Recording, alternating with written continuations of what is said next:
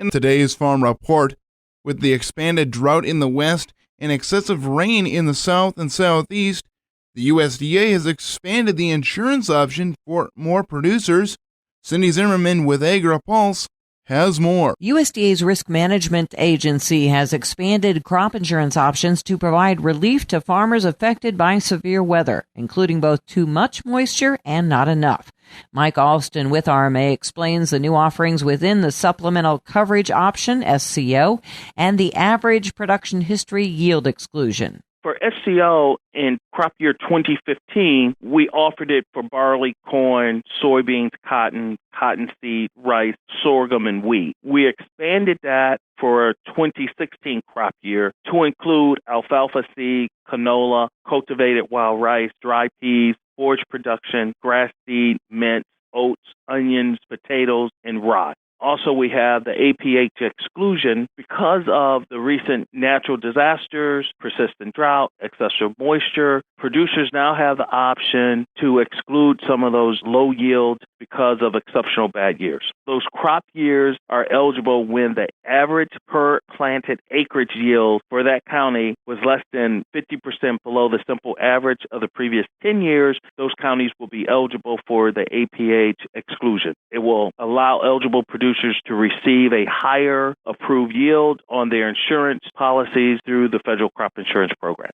Alston says producers also have access to new online tools designed to help them determine the options that work best for their operations, such as the Crop Insurance Decision Tool and the APH Mapping Tool. The online map viewer provides valuable information for those farmers and ranchers on the crops and counties eligible for SCO and APH yield exclusion for 2016. It's an interactive map illustrating the occurrences of the yield exclusion by crop, irrigation practice, and location. So this is more of an online map that illustrates the changes in the program for SCO and APH yield exclusion. The online tools can be found at rma.usda.gov.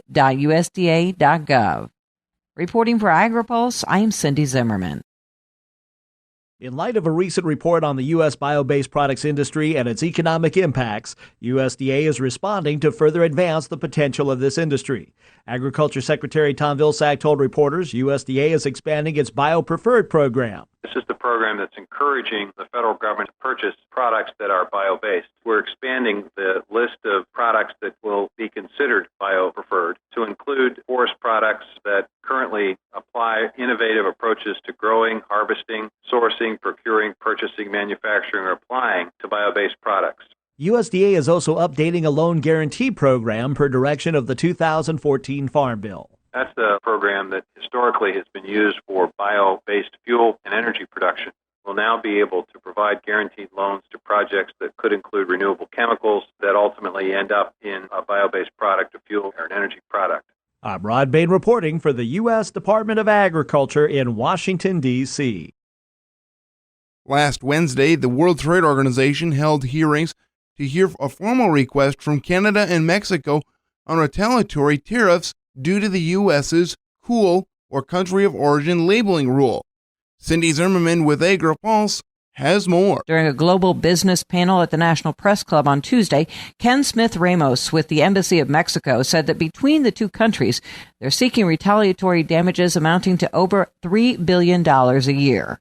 And it is particularly troublesome the fact that it is both Canada and Mexico, two of the most important trading partners of the U.S., that are bringing this claim to the WTO.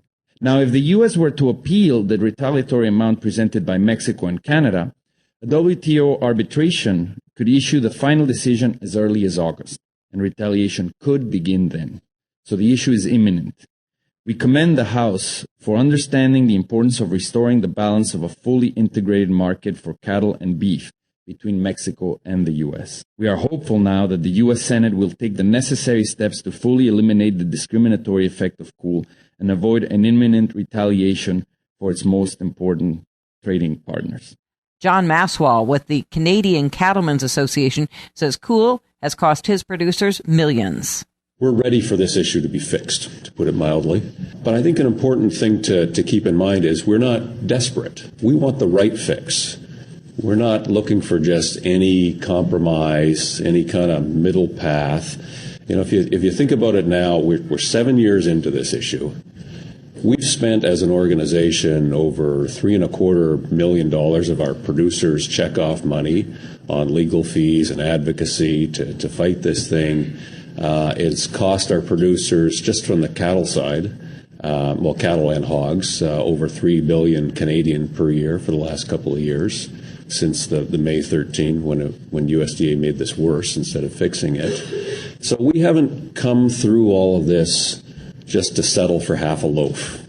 Maxwell talks about some of the products on the list that might be hit with tariffs if retaliation were to take place. It has, yes, beef and pork on it. It has other agriculture products. It has fruits and vegetables and wine and some distilled beverages. Whiskey, I believe, is on there. Cakes and cookies.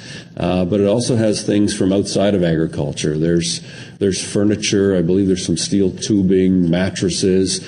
So it's a broad list. It's a list that was designed to get some attention. Reporting for AgriPulse, I'm Cindy Zimmerman. Analysts are just a little bit in doubt about what's going to happen next year with hog production and prices. It seems to be a moving target. In this latest outlook, USDA had to raise its forecast for this year's hog price by $1 a hundredweight to just a penny under $50. On what have been very strong second quarter prices. Seth Meyer is USDA's Outlook chairman. He says while pork production this year could top last year by about 2 billion pounds, demand has been very strong. The current forecast for next year calls for a 1% increase in pork production and about a $3.75 drop in hog prices. But again, that's tentative. We'll know more at the end of this month when we get to USDA's quarterly hogs and pigs report. Because that'll tell us farrowing intentions for the rest of the year, which will clue us in on what supplies will be in the first two quarters of 2016, really setting the stage to say, if margins are good now, will we expand quite a bit and bringing extra supplies in, or will we have moderated growth which supports prices through 2016? That hog and pig report out on June 26th. The next forecast, July 10th. Gary Crawford for the U.S. Department of Agriculture, Washington.